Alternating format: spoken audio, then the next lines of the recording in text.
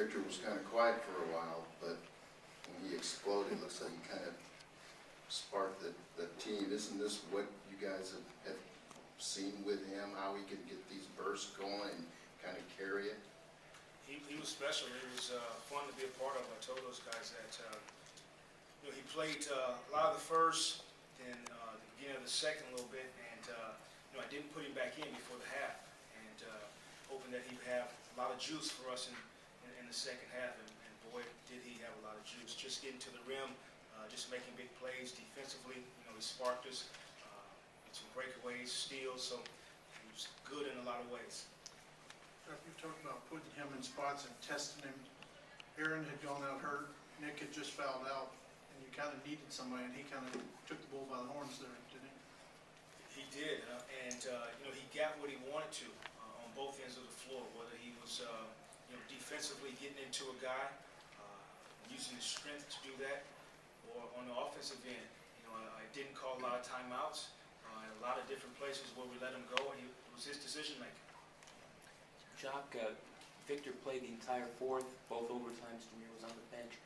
Is that indicative of a plan you have going forward now in the second half of the season, or was that simply a product of Victor being on a hot streak? I just went with Vic tonight. Nothing that was thought out beforehand. I think it just materialized as the game went on, and we kind of stayed with that same unit, and he was part of that unit.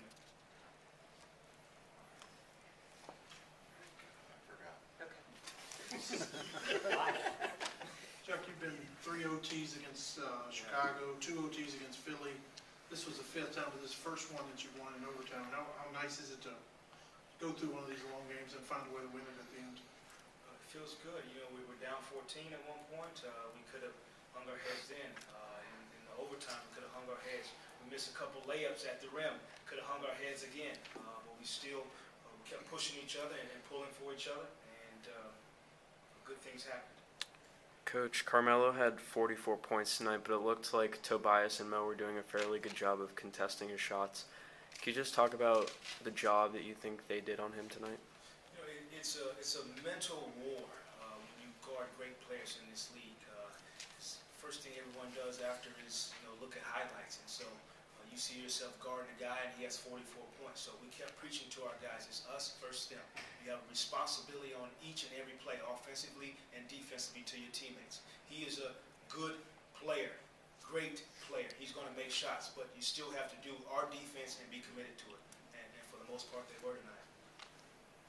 Coach, each one more played the entire fourth quarter and both overtimes. What production did you get out of them that made you stick with them for that entire stretch?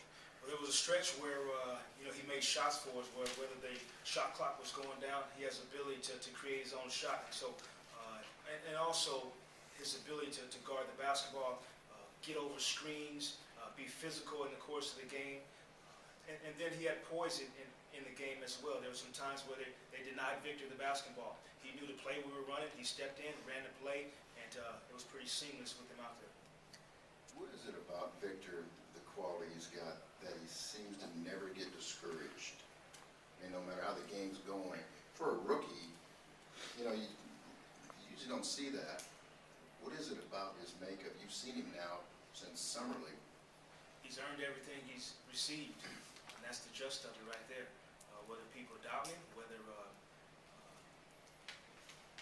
where he comes from, how he got to Indiana, how he got to here, he's earned it.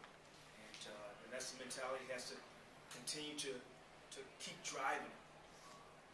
I think that's why he's able to overcome certain situations in the course of the game, because he's had people doubt him. He's had people not pull for him, and managed to overcome it.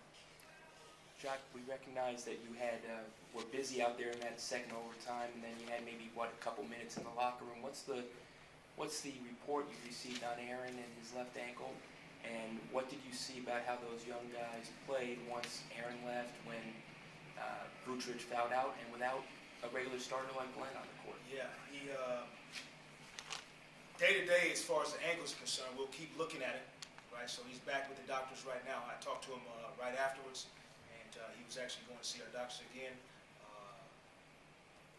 Right ankle is the sprain. Thank you. Appreciate it. And then the second part of that is, you know, we put Kyle into the basketball game, and Carmelo hits 2 unbelievable threes. Kyle contested, did the right thing on pick and roll coverage.